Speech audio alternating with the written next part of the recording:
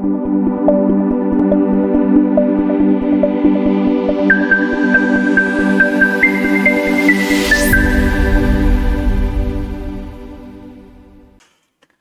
to One IAS Academy. I am Ajmal AJ, Polity Faculty from One IAS Academy. അപ്പോൾ ഇന്ന് നമ്മൾ പഠിക്കാൻ പോകുന്നത് ഇന്ത്യൻ പോളിറ്റിയിലെ ഒരു ചെറിയ ഭാഗമാണ്. And this is one of the major events happened in Indian history, that is emergency and emergency provisions. നമുക്ക് emergency എന്ന് പറയുമ്പോൾ തന്നെ ഏറ്റവും ആദ്യം മുന്നിൽ വരുന്ന പേര് ഇന്ദിരാഗാന്ധിജിയുടെ പേരാണ് അല്ലേ, നമ്മുടെ former prime minister doctor of Jawaharlal Nehru. അപ്പോൾ നമുക്ക് എന്താണ് എമർജൻസി പ്രൊവിഷൻസ്, അത് ഇന്ത്യൻ ഡെമോക്രസിയിൽ ഉണ്ടാക്കിയിരുന്ന മാറ്റങ്ങൾ എന്തൊക്കെയാണെന്ന് നോക്കാം. ഇന്ത്യൻ ഡെമോക്രസി എന്ന് പറഞ്ഞാൽ അത്രത്തോളം ലിബറൽ ആയിട്ടുള്ള ഒരു ഡെമോക്രസിയാണ്. അതിനകത്ത് എമർജൻസി പ്രൊവിഷൻസിന്റെ റോൾ എന്താണ് എന്ന് നോക്കാം. നമ്മൾ ആദ്യം കഴിഞ്ഞ ക്ലാസ്സുകളിൽ പറഞ്ഞിട്ടുണ്ട്, ഇന്ത്യൻ കോൺസ്റ്റിറ്റ്യൂഷൻ എന്ന് പറയുന്നത് ഒരു ബുക്കായിട്ട് കൺസിഡർ ചെയ്ത് കഴിഞ്ഞാൽ അതിനകത്ത് ഒരുപാട് ചാപ്റ്ററുകളുണ്ട്. ആ ചാപ്റ്ററുകളെ നമ്മൾ പാർട്ടുകൾ എന്നാണ് വിളിക്കാറ്. Part 18 of the Constitution deals with emergency provisions and the articles are 352 to 360. അപ്പോൾ നമുക്ക് എമർജൻസിയുടെ ഏറ്റവും ഇമ്പോർട്ടൻ്റ് ആയിട്ടുള്ള കുറച്ച് പ്രൊവിഷൻസ് മാത്രമാണ് ഇന്നത്തെ ക്ലാസ്സിൽ ഡിസ്കസ് ചെയ്യുന്നത്. അറ്റ് ദ സെയിം ടൈം ഇന്ദിരാഗാന്ധിയുടെ റോളും നമ്മൾ ഡിസ്കസ് ചെയ്യുന്നുണ്ട്. എമർജൻസി പ്രൊവിഷൻ്റെ സമയത്ത് നമ്മുടെ ഫെഡറൽ സിസ്റ്റം എന്ന് പറയുന്നത് ഒരു കംപ്ലീറ്റ്ലി യൂണിറ്ററി സിസ്റ്റം ആയിട്ട് മാറുന്നുണ്ട്. Which means the centre got all powers. സെൻറ്ററിലോട്ട് എല്ലാ പവറും കോൺസെൻട്രേറ്റ് ചെയ്യുന്നുണ്ട്. ഇന്ത്യൻ കോൺസ്റ്റിറ്റ്യൂഷനിൽ തന്നെ പ്രതിപാദിക്കുന്ന എമർജൻസി പ്രൊവിഷൻസ് വഴി ഇന്ത്യയുടെ ഫെഡറൽ സംവിധാനം ചെറുതായിട്ടൊന്ന് മാറിയിട്ട് ഒരു സ്ട്രോങ് യൂണിറ്ററി സംവിധാനത്തിലോട്ട് മാറുന്നുണ്ട്. അതെങ്ങനെയാണ് എന്നാണ് ഇന്നത്തെ ക്ലാസ്സിൽ നമ്മൾ നോക്കാൻ പോകുന്നത്. എമർജൻസി സമയത്ത് central government becomes all powerful and the states go into total control of the center. സാധാരണഗതിയിൽ ലോകത്ത് എല്ലാ ഡെമോക്രസികൾക്കും അതിൻ്റെതായിട്ടുള്ള നേച്ചർ ഉണ്ട്. അവിടെയൊന്നും ഫെഡറൽ ഡെമോക്രസികൾ ഒരു രീതിയിലും യൂണിറ്ററി ഡെമോക്രസി ആയിട്ട് മാറുന്നില്ല. പക്ഷേ ഇന്ത്യൻ ഡെമോക്രസിയിൽ from the power of this emergency provisions Indian constitution converts into a unitary structure. അതിൻ്റെ കാരണം ഈ പറയുന്ന എമർജൻസി പ്രൊവിഷൻസ് ആണ്.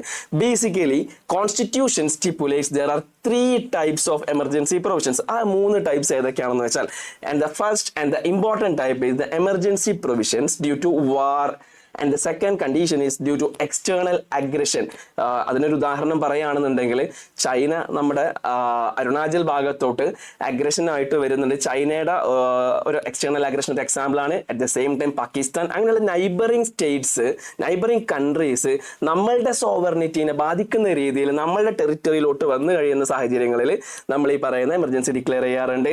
And the third close is armed rebellion. Armed rebellion എന്ന് പറയുമ്പോൾ from the word it self we got that something is related to a revolution or ഒരു സായുധ വിപ്ലവം എന്നൊക്കെ മലയാളത്തിൽ പറയുന്നതാണ്.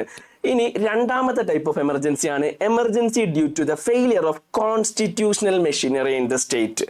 കോൺസ്റ്റിറ്റ്യൂഷണൽ മെഷീനറി, ഭരണഘടനാപരമായിട്ട് ഉള്ള കാര്യങ്ങൾ നിർവഹിക്കാൻ പറ്റാത്തൊരവസ്ഥ ഒരു സംസ്ഥാനത്തിന് വരുന്ന സമയങ്ങളിൽ ഈ പറയുന്ന രണ്ടാമത്തെ ടൈപ്പ് എമർജൻസി ആയിട്ടുള്ള എമർജൻസി പ്രൊവിഷനാണ് യൂസ് ചെയ്യാറ്.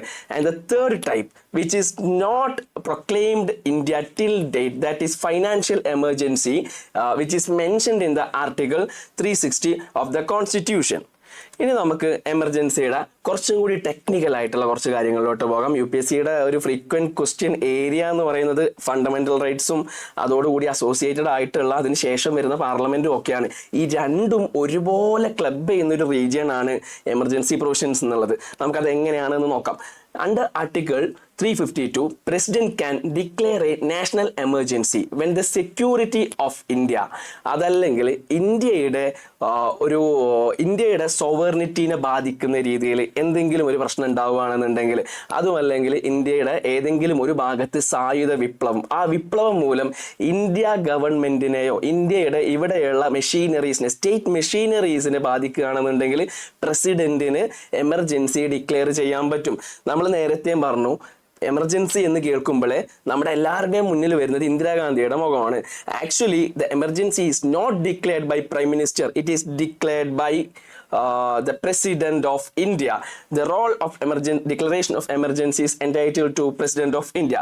President can declare national emergency even before the actual event is occurred. ഒരു ഉദാഹരണം പറഞ്ഞു കഴിഞ്ഞാൽ നമ്മുടെ നോർത്ത് ഈസ്റ്റേൺ സ്റ്റേറ്റ് ആയിട്ടുള്ള അരുണാചലിലോട്ട് ചൈന ആർമിക്കാർ വന്ന് അതിൻ്റെ അകത്തോട്ട് നുഴഞ്ഞു കയറി നമ്മുടെ അരുണാചൽ എന്ന് പറയുന്ന ഇന്ത്യയുടെ സോവറൈൻ സ്റ്റേറ്റ്, ഇന്ത്യയുടെ ഭാഗമായിട്ടുള്ള ഇന്ത്യ ഒരു സോവറൈൻ നേഷനാണ്. അതിൻ്റെ പരമാധികാരമായിട്ടുള്ള രാഷ്ട്രത്തിനാണ് നമ്മൾ സോവറൈൻ സ്റ്റേറ്റ് എന്നുള്ള മുൻ ക്ലാസ്സുകളിൽ പറഞ്ഞിട്ടുണ്ട്. അപ്പോൾ അരുണാചലിലോട്ട് കുറച്ച് ചൈനീസ് ആർമീസ് വന്ന് അവിടുത്തെ സമാധാനം തകർക്കുന്ന രീതിയിൽ വല്ലതും ചെയ്യുക, അങ്ങനെ എന്തെങ്കിലും ഒരു ആക്ടിവിറ്റി ചെയ്ത് കഴിഞ്ഞാൽ അവിടെ നമ്മുടെ പ്രസിഡന്റിന് എമർജൻസി ഡിക്ലെയർ ചെയ്യാൻ പറ്റും. ഇനി അതുമല്ല, നമ്മുടെ ഇന്റലിജൻസ് അത് നേരത്തെ അറിഞ്ഞു, which means Chinese army didn't enter to the provinces of Arunachal. Even though based on that intelligence നമ്മുടെ പ്രസിഡന്റിന് എമർജൻസി ഡിക്ലെയർ ചെയ്യാൻ പറ്റും. പറഞ്ഞു വരുന്നത് ഇത്രയേ ഉള്ളൂ, യുദ്ധം നടക്കണമെന്നില്ല. If there is a chance to war, അതല്ലെങ്കിൽ if there is a threat to our security, ഇങ്ങനെയുള്ള കേസസിലും പ്രസിഡന്റിന് ഡിക്ലെയർ ചെയ്യാൻ പറ്റും എന്നുള്ളതാണ് പറഞ്ഞു വരുന്ന പോയിന്റ്. ഇനി president also can issue different proclamations. This provisions was added by 38th Amendment Act of 1975. 1975 പ്രത്യേകത എന്താണ്? ഇന്ദിരാഗാന്ധിയുടെ എമർജൻസി ഡിക്ലെയർ ചെയ്ത പീരീഡാണ് 1975 എന്ന് പറയുന്നത്. ഇവിടെ കുറേ അധികം കോൺസ്റ്റിറ്റ്യൂഷനിൽ മാറ്റങ്ങൾ വന്നിട്ടുണ്ട്. And that changes we call it as അമെൻമെന്റ്സ്.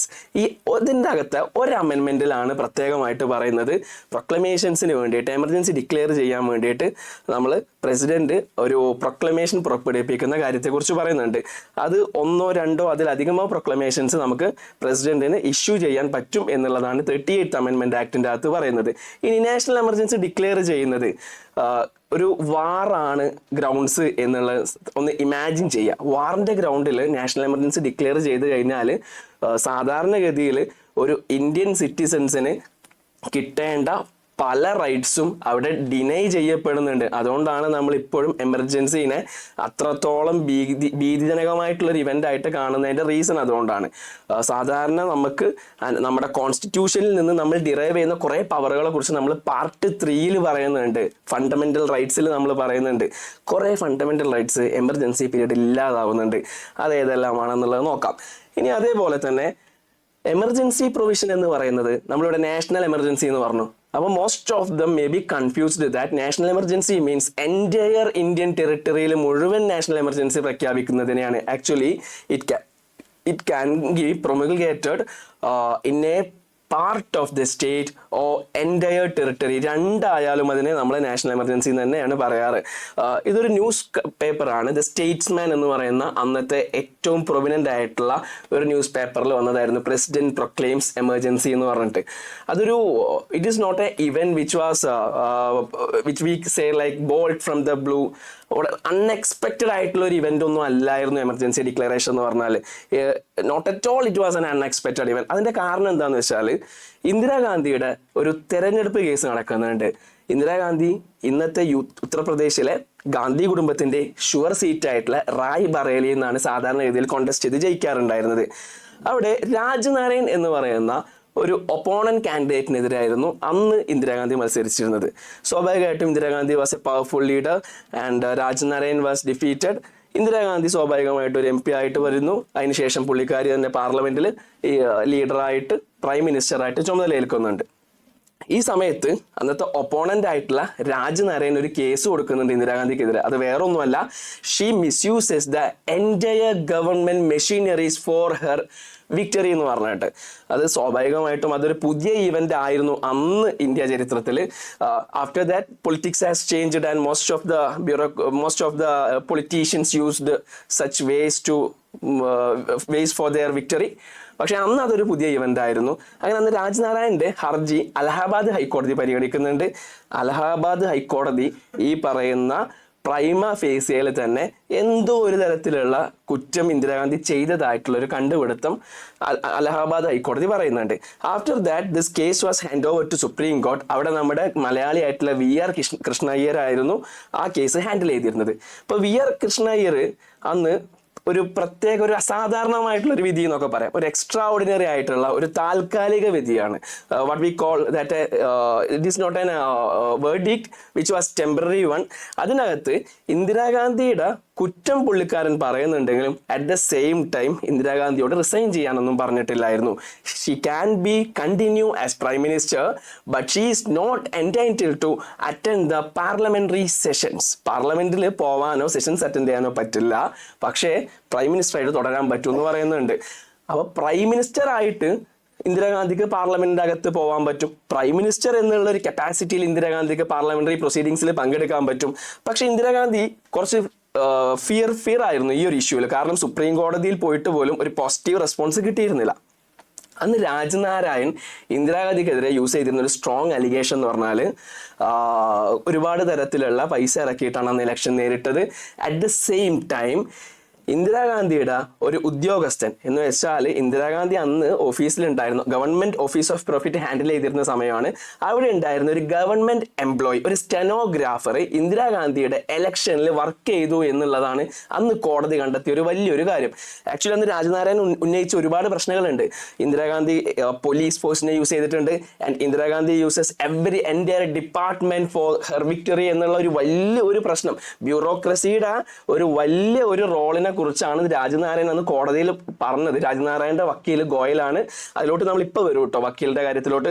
Before that ഇത്രയും ഗ്രേവ് പ്രശ്നങ്ങൾ ഇന്ദിരാഗാന്ധി ചെയ്തു എന്ന് പറഞ്ഞിട്ട് പോലും അന്ന് കോടതി ഇന്ദിരാഗാന്ധിയുടെ എലക്ഷൻ അസാധുവാക്കുന്നത് എന്ത് പറഞ്ഞിട്ടാന്ന് വെച്ചാൽ ഷീ യൂസ്ഡ് ദിസ് സ്റ്റെനോഗ്രാഫർ, ഒരു സ്റ്റെനോഗ്രാഫറിനെ, ജസ്റ്റ് ഒരു ഗവൺമെന്റ് എംപ്ലോയിനെ പുള്ളിക്കാരിയുടെ പേഴ്സണൽ ഗെയിൻസിന് വേണ്ടിയിട്ട് യൂസ് ചെയ്തു എന്നുള്ളത്. അന്ന് ആ ഒരു വാർത്തയെ ഉദ്ധരിച്ചിട്ട് ലണ്ടനിലുള്ള ടൈംസ് എന്ന് പറയുന്ന പേപ്പർ ന്യൂസ് കൊടുത്തിട്ടുണ്ടായിരുന്നു, prime minister fired for a traffic ticket. എന്ന് വെച്ചാൽ നിങ്ങൾക്ക് മനസ്സിലായിട്ടുണ്ടാവുമല്ലോ, ഒരു പ്രൈം മിനിസ്റ്ററിനെ കോടതി ഫയർ ചെയ്തു, ഇറ്റ് മീൻസ് ഡിസ്മിസ് ചെയ്തു just for A minor issues എന്നുള്ളതാണ് ട്രാഫിക് ടിക്കറ്റ് എന്നുള്ള ടേമോട് യൂസ് ചെയ്തിട്ടുള്ളത്. അങ്ങനെ ഇന്ദിരാഗാന്ധിക്ക് ഭയങ്കര ഫിയറായി.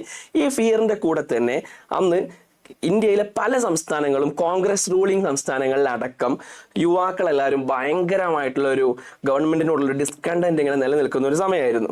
അന്ന് ഗുജറാത്തിലെ JP ഹോസ്റ്റൽ എന്ന് പറയുന്ന ഒരു എഞ്ചിനീയറിംഗ് ഹോസ്റ്റലിൽ നിന്നിട്ടാണ് ഏറ്റവും ആദ്യം വിദ്യാർത്ഥി സമരം പൊട്ടിപ്പുറപ്പെടുന്നത്. അന്ന് ഏകദേശം സ്വാതന്ത്ര്യം കിട്ടി 27 ഇയേഴ്സിന് മുകളിലായിട്ടുണ്ട്. And the students discontent was very very stronger. ഇന്നും ഇന്ത്യയിൽ ഗവൺമെന്റ് പോളിസീസിനെതിരെയുള്ള ഡിസെൻസിന്റെ എല്ലാം ഒരു സോഴ്സ് എന്ന് പറയുന്നത് ദാറ്റ് ഈസ് യൂണിവേഴ്സിറ്റീസ്. അത് അറ്റ് ദ പ്രസന്റ് 2024 ആയാലും at the even where this emergency take place was in 1975 അവിടെ ആയാലും സ്റ്റുഡൻസിന്റെ ഒരു അപ്രൈസിംഗ് ആണ് എല്ലാ തരത്തിലുള്ള മൂവ്മെന്റുകളെയും എൻഹാൻസ് ചെയ്തിട്ടുള്ളത്. അത് ഇന്ത്യൻ ഹിസ്റ്ററി എന്നല്ല, വേൾഡ് ഹിസ്റ്ററിയിൽ മൊത്തം നമ്മൾ അങ്ങനെ തന്നെയാണ്. When we are going to the Tiananmen square in China, കുറെ സ്ഥലങ്ങളിൽ നമുക്കിത് കാണാൻ പറ്റുന്നതാണ്.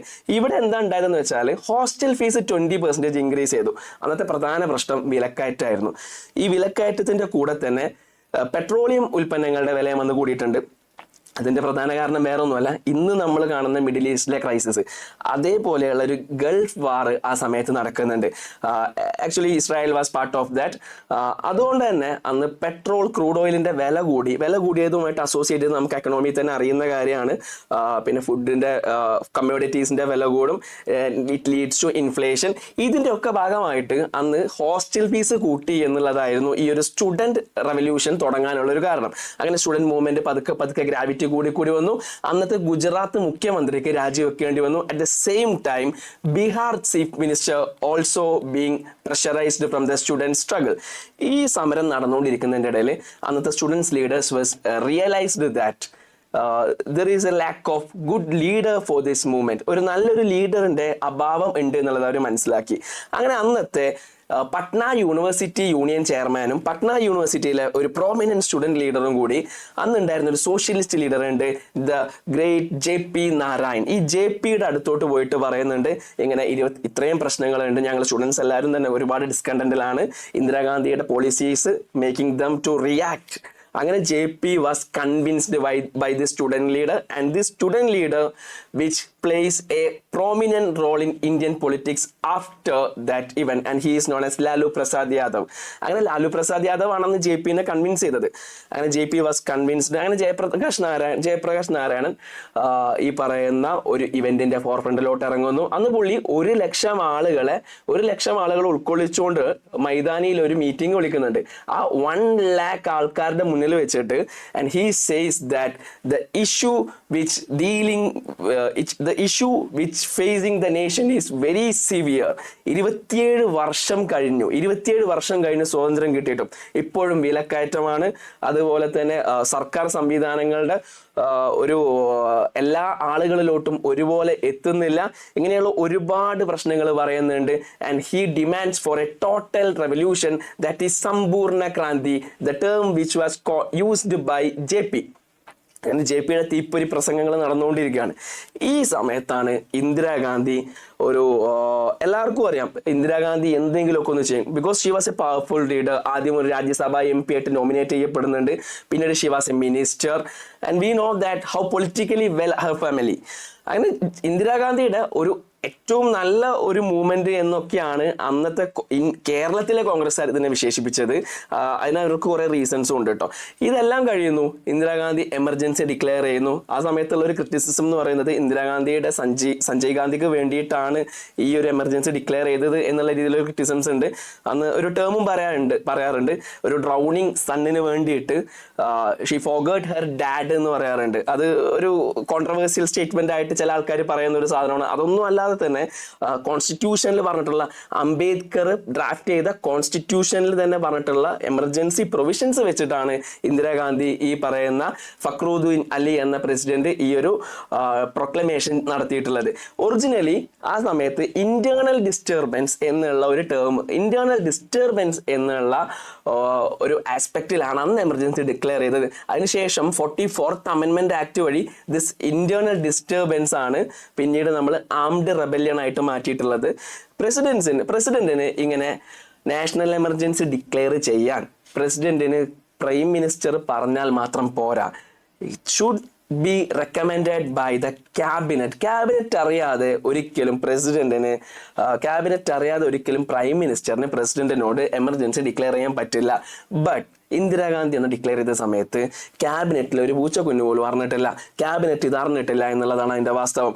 ആഫ്റ്റർ ദാറ്റ് ഡിക്ലെയർ ചെയ്തതിന് ശേഷം പിറ്റേ ദിവസമാണ് ഇന്ദിരാഗാന്ധി ഇവർക്ക് എല്ലാവർക്കും അന്ന് ടെലഗ്രാഫ് അടിച്ചിട്ട് അങ്ങോട്ടേക്ക് ഡൽഹിയിലോട്ട് വരാൻ പറഞ്ഞു. അന്ന് അവിടെ ആകെ ഉണ്ടായിരുന്നത് 8 ക്യാബിനറ്റ് മിനിസ്റ്റേഴ്സ് ആണ്.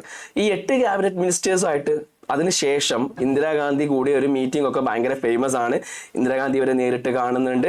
ഇന്ദിരാഗാന്ധി ഇവരെ നേരിട്ട് കണ്ടതിന് ശേഷം ഇവർക്ക് എല്ലാവർക്കും ഒരു പാംഫ്ലെറ്റിൽ the reasons for declaration of emergency എന്നുള്ളത് എക്സ്പ്ലെയിൻ ചെയ്ത് കൊടുക്കാനൊക്കെ ഇന്ദിരാഗാന്ധി റെഡി ആയിട്ടുണ്ട്. ബട്ട് ഇന്ദിരാഗാന്ധി പ്രയർ ആയിട്ട് ഇവരോട് ആരോടും പറഞ്ഞില്ല she is going to declare emergency or not. Even the cabinet ministers എന്ന് പറഞ്ഞാൽ എത്രത്തോളം പവർഫുൾ ആണ് എന്നുള്ളത് നമ്മൾ പാർലമെന്റിന്റെ അകത്ത് സെൻട്രൽ ലെജിസ്ലേച്ചർ എടുത്ത സമയത്ത് പറഞ്ഞൊരു കാര്യമായിരുന്നു അല്ലെ. ഇനി ഇങ്ങോട്ടേക്ക് നോക്കുക. However can proclaim national emergency only after receiving the written recommendation from the ക്യാബിനറ്റിന് റിട്ടേൺ റെക്കമെൻഡേഷൻ വേണം എന്നുള്ളത് പിന്നീട് കോൺസ്റ്റിറ്റ്യൂഷനിൽ നമ്മൾ എഴുതി ചേർത്തു. 44th അമെൻമെന്റ് ആക്ട് ഓഫ് 1978 ഇങ്ങനെ ഒരു സേഫ് ഗാർഡ് നമ്മൾ എഴുതി ചേർക്കാണ് ഉണ്ടായത്. അതല്ലെങ്കിൽ പിന്നെ എന്തുണ്ടാവും, ഇനി വരാൻ പോകുന്ന ഇതേപോലെയുള്ള പ്രൈം മിനിസ്റ്റേഴ്സും അവരുടെ സ്വന്തം ഒരു പവർ കാണിക്കാൻ വേണ്ടിയിട്ട് ഇങ്ങനെ ചെയ്തേക്കാം എന്നുള്ളത് കൊണ്ട് ഇങ്ങനെ ഒരു 44th അമെൻമെന്റ് ആക്ടിൽ ഇങ്ങനെ ഒരു സേഫ് ഗാർഡ് നമ്മൾ ആഡ് ചെയ്തിട്ടുണ്ട്. മിനിമം ക്യാബിനറ്റെങ്കിലും അറിയണമല്ലോ. കാരണം എന്താണ്, ഈ പറയുന്ന സിറ്റിസൺസിന്റെ ഒരുപാട് റൈറ്റ്സിനെ എടുക്കുന്നതാണ് എമർജൻസി എന്ന് പറയുന്നത്. ഒരുപാട് റൈറ്റ്സിനെ എടുക്കുക എന്ന് പറഞ്ഞാൽ നമ്മൾ ആദ്യമേ പറഞ്ഞു ഫണ്ടമെന്റൽ റൈറ്റ്സ് എന്ന് പറഞ്ഞാൽ സ്റ്റേറ്റിന്റെ ഡ്രാക്കോണിയൻ ഹാൻഡ്സിൽ നിന്ന് ഒരു സിറ്റിസൺസിനെ രക്ഷിക്കുന്നതിനെയാണ് നമ്മൾ എന്തെന്ന് വിളിച്ചത്, ഫണ്ടമെന്റൽ റൈറ്റ്സ് എന്ന് വിളിച്ചത്. സ്റ്റേറ്റ് ചില സമയങ്ങളിൽ മോൺസ്റ്റർ ആയിട്ട് ആക്ട് ചെയ്യും. ഇങ്ങനെയുള്ള സ്റ്റേറ്റ് മോൺസ്റ്റർ ആയിട്ട് ആക്ട് ചെയ്യുന്നതിനെതിരെ നമുക്ക് തരുന്ന കുറച്ച് ഈ പറയുന്ന റൈറ്റ്സ് ആണ് ഫണ്ടമെന്റൽ റൈറ്റ്സ് എന്ന് പറഞ്ഞാൽ. സ്റ്റേറ്റ് എല്ലാ സമയത്തും ഡ്രാക്കോണിയൻ ആവും എന്നുള്ളതല്ല പറയുന്നത്. ബട്ട് ഏതെങ്കിലും ഒരു അവസരത്തിൽ ആവുകയാണെങ്കിൽ അതിനൊരു എക്സാമ്പിളാണ് എമർജൻസി സമയത്ത് സ്റ്റേറ്റ് ഒരു ഡ്രാക്കോണിയൻ ലോ പോലെയൊക്കെ തന്നെയാണ് ആക്ട് ചെയ്യുന്നത്.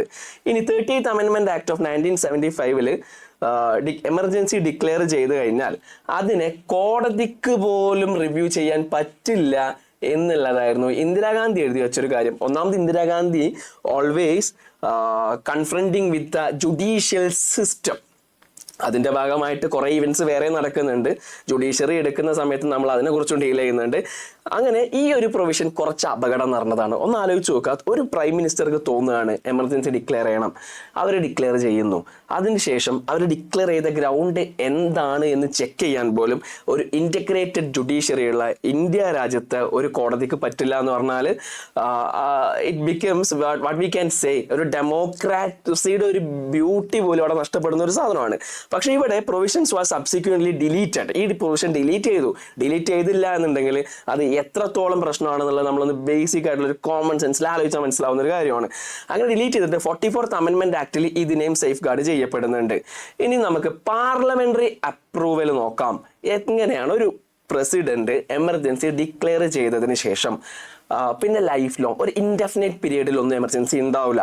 Parliament should approve that within 1 month of the date of the issue of emergency.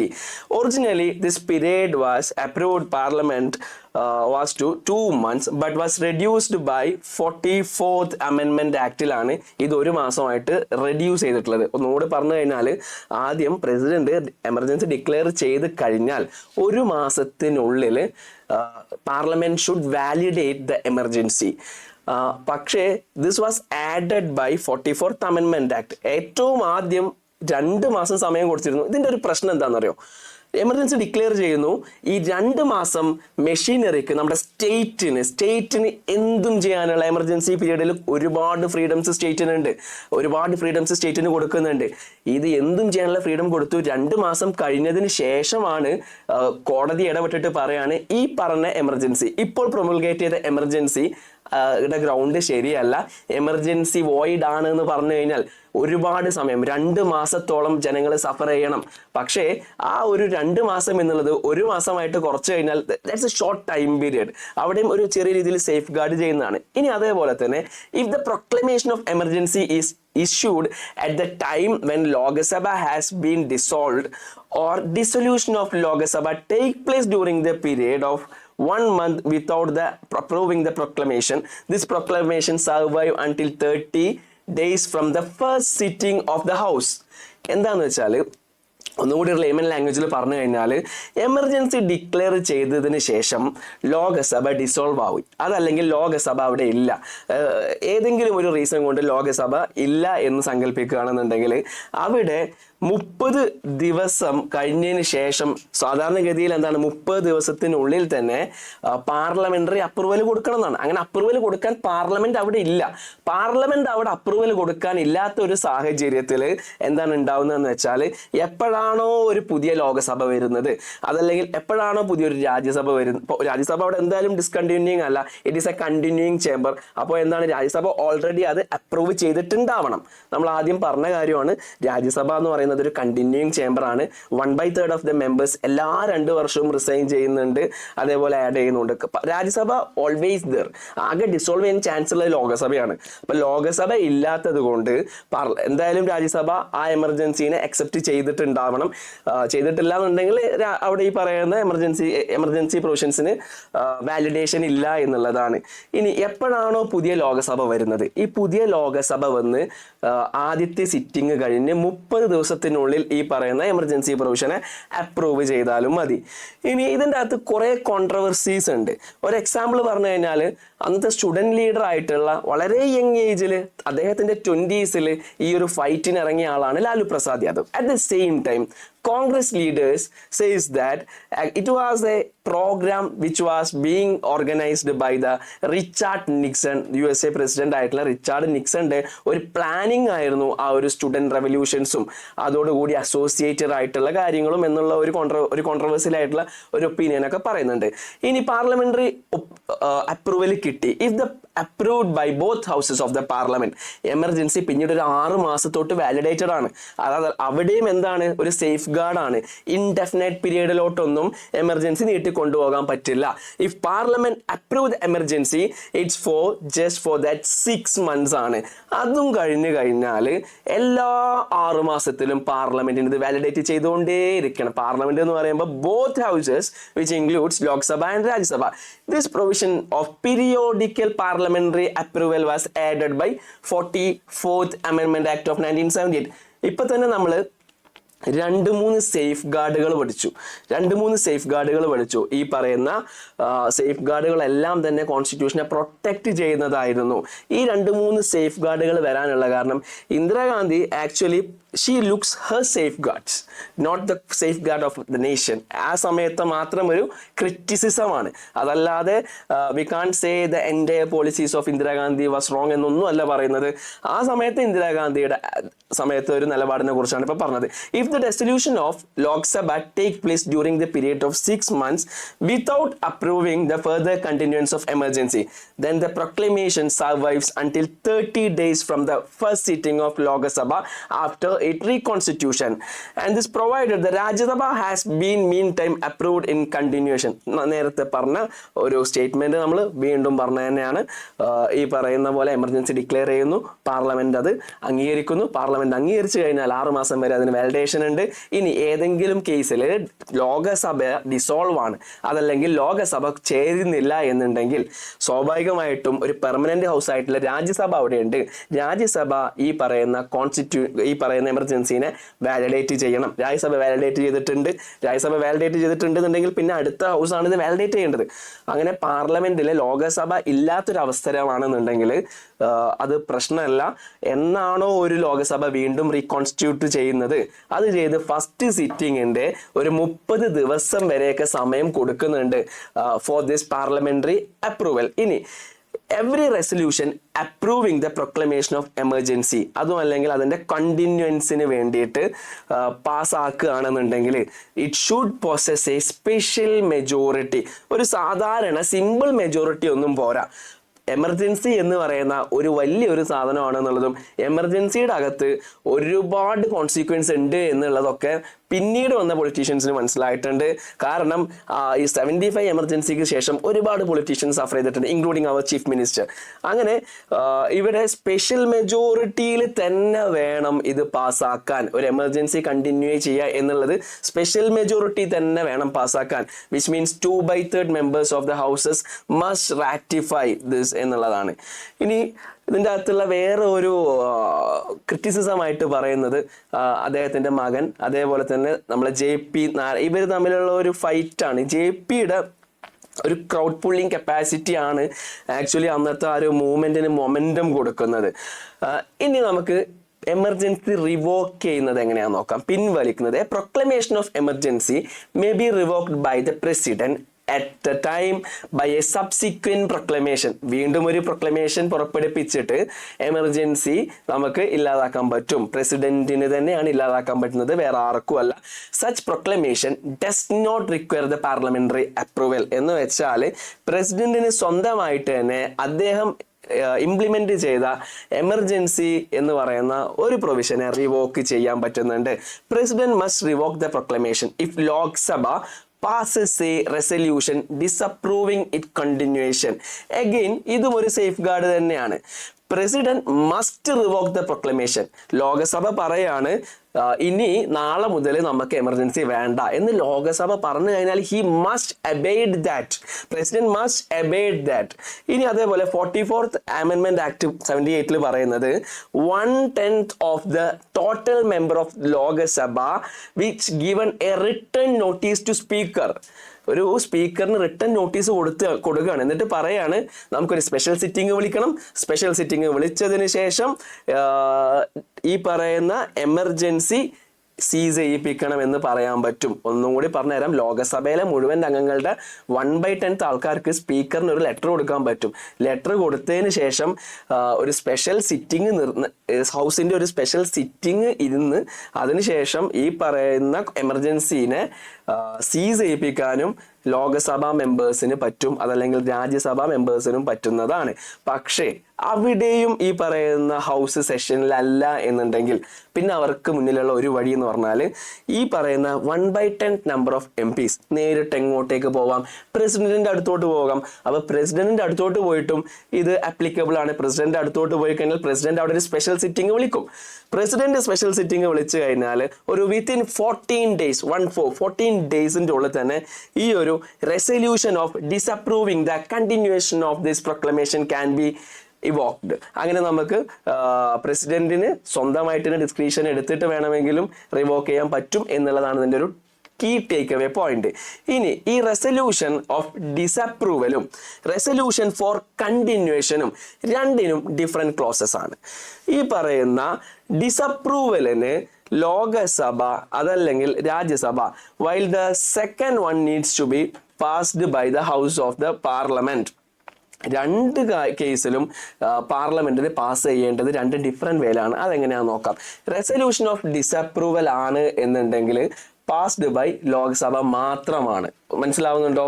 ഒരു എക്സിസ്റ്റിംഗ് ആയിട്ടുള്ള എമർജൻസി നിലനിൽക്കുന്നുണ്ടെങ്കിൽ ആ എമർജൻസി ഡിസപ്രൂവ് ചെയ്യാൻ അതല്ലെങ്കിൽ ആ എമർജൻസി നിർത്താൻ വേണ്ടിയിട്ടുള്ള ഒരു റെസൊല്യൂഷൻ കൊണ്ടുവരികയാണെന്നുണ്ടെങ്കിൽ അത് ലോകസഭക്ക് മാത്രം പാസ്സാക്കിയാലും മതി.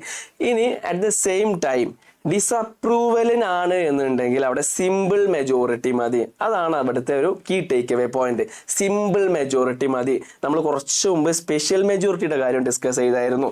ഇനി കണ്ടിന്യൂവേഷന്റെ കാര്യത്തിലാണ് നമ്മൾ സ്പെഷ്യൽ മെജോറിറ്റിയുടെ കാര്യം ഡിസ്കസ് ചെയ്തത്. അതങ്ങനെയാണ്. കണ്ടിന്യൂവേഷൻ ആണ് എന്നുണ്ടെങ്കിൽ എമർജൻസി കണ്ടിന്യൂ ചെയ്യുക എന്ന് പറയുന്നത് it is A complex procedure. It is A complex one. So it should be ratified by a special majority. 2/3 members of the house should ratify that. 2/3 members of the house അത് പറയുന്ന വേണം. ഇനി emergency വേണം, emergency continue ചെയ്യണം എന്നുള്ളത്. ഇനി നമുക്ക് എമർജൻസിയുടെ ഭാഗമായിട്ട് നമ്മളുടെ റൈറ്റുകളെ ഒരു സിറ്റിസൺ എന്നുള്ള രീതിയിൽ എങ്ങനെയാണ് ബാധിക്കുന്നത്? The effects of fundamental rights it is mentioned in article 358, 358 and 359. The effects of national emergency on fundamental rights. Article 358 പറയുന്നത് suspension of the fundamental guaranteed by article 19. Article 19 6 റൈറ്റുകൾ നമുക്ക് ഗ്യാരണ്ടീഡ് ആയിട്ട് തന്നിട്ടുണ്ട്. ഈ 6 റൈറ്റുകളും അവിടെ സസ്പെൻഡ് ചെയ്യപ്പെടുകയാണ്. സസ്പെൻഡ് ചെയ്യപ്പെടുക എന്ന് പറഞ്ഞാൽ എന്താണ്? അവിടെ അങ്ങനെ ഒരു റൈറ്റ്സ് ഇല്ല. എമർജൻസി ആണോ ആർട്ടിക്കിൾ 19 നമുക്ക് ഉറപ്പ് തന്നിരുന്ന ആ 6 റൈറ്റുകളില്ല. ആ 6 റൈറ്റുകളില്ല എന്ന് പറഞ്ഞാൽ if anyone's right is violated he is not able to go to the court. നമ്മൾ അത് ഇതിന് മുമ്പ് റിട്ട് ജുറിഡിസിഷൻ എടുത്ത സമയത്ത് നമ്മൾ പ്രത്യേകം പറഞ്ഞിട്ടുണ്ടായിരുന്നു. Famous case which was happened in Kerala. ഈച്ചരവാര്യരുടെയും രാജന്റെയും കേസ് നമ്മൾ പറഞ്ഞിട്ടുണ്ടായിരുന്നു. ഈച്ചരവാര്യ എന്ന് പറഞ്ഞാൽ രാജന്റെ അച്ഛനാണ്. രാജന്റെ അച്ഛൻ അന്ന് കോടതിയിൽ പോയ കഥയൊക്കെ നമ്മൾ വളരെ ഡീറ്റെയിൽ ആയിട്ട് പറഞ്ഞിട്ടുണ്ടായിരുന്നു. ഇനി വേറെ ഒരു ആർട്ടിക്കിൾ 359 പറയുന്നത് എന്താണെന്ന് വെച്ചാൽ suspension of other fundamental rights. ബാക്കിയുള്ള എല്ലാ ഫണ്ടമെന്റൽ റൈറ്റ്സും സസ്പെൻഡ് ചെയ്യപ്പെടുന്നുണ്ട് എക്സെപ്റ്റ് ആർട്ടിക്കിൾ 21 എന്ന് പറയുന്നത് പേഴ്സണൽ ലിബർട്ടിയുടെ ആർട്ടിക്കിളാണ്. Life and personal liberty. And അതേപോലെ തന്നെ ആർട്ടിക്കിൾ 20 കൺവിക്ഷൻ ഫോർ ഒഫൻസസ്. ഇങ്ങനെയുള്ള ഈ 2 ആർട്ടിക്കിൾസും ആണ് അതിലൊരു എക്സെപ്ഷൻ ആയിട്ട് നിൽക്കുന്നത്. ബാക്കി എല്ലാ ആർട്ടിക്കിളുകളും അവിടെ എന്ത് ചെയ്യപ്പെടുന്നുണ്ട്? സസ്പെൻഡ് ചെയ്യപ്പെടുന്നുണ്ട്. ഇനി ഇതിൻ്റെ ഒരു ഡീറ്റെയിൽ ആയിട്ട് കുറച്ചും കൂടി പോയി കഴിഞ്ഞാൽ ഈ സസ്പെൻഷൻ സമയത്ത് suspension of this fundamental rights under article 19 according to the article 358, when this proclamation of national emergency is made, these 6 fundamental rights under article 19 are automatically suspended. Automatically then അത് suspend ചെയ്യപ്പെടുകയാണ്.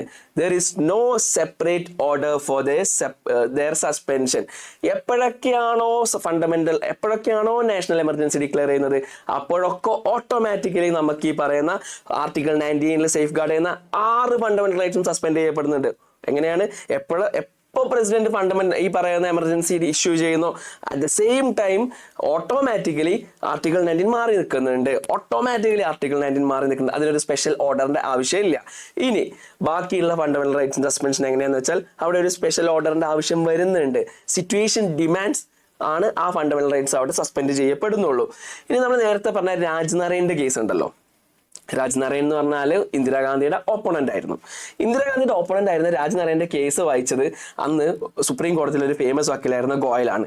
അവസാനം ഈ ഗോയൽ ഒരു പുസ്തകമൊക്കെ എഴുതുന്നുണ്ട്, saving India from Indira എന്ന് പറഞ്ഞിട്ട് ഒരു പുസ്തകം എഴുതുന്നുണ്ട്, the untold story of emergency. ഈ പുസ്തകത്തിന്റെ അകത്ത് ഗോയൽ പറയുന്നുണ്ട്, Indira Gandhi did not impose a national emergency. It was a personal emergency of Indira Gandhi എന്ന് പറയുന്നത്. എന്ന് വെച്ചാൽ നാഷണൽ എമർജൻസി എന്ന് പറയുന്നത് ഒരു ഇമ്പോർട്ടൻ്റ് ആയിട്ടുള്ള ഒരു ഇവന്റ് അല്ലായിരുന്നു, it was the personal event of Indira Gandhi എന്നുള്ളതാണ് പറയുന്നത്.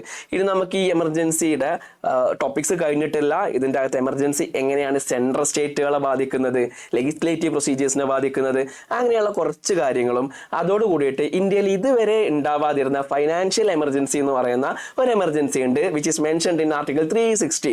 അതിനെ കുറിച്ചൊക്കെ നമുക്ക് നെക്സ്റ്റ് ക്ലാസ്സുകളിൽ ഡിസ്കസ് ചെയ്യാം. Thank you.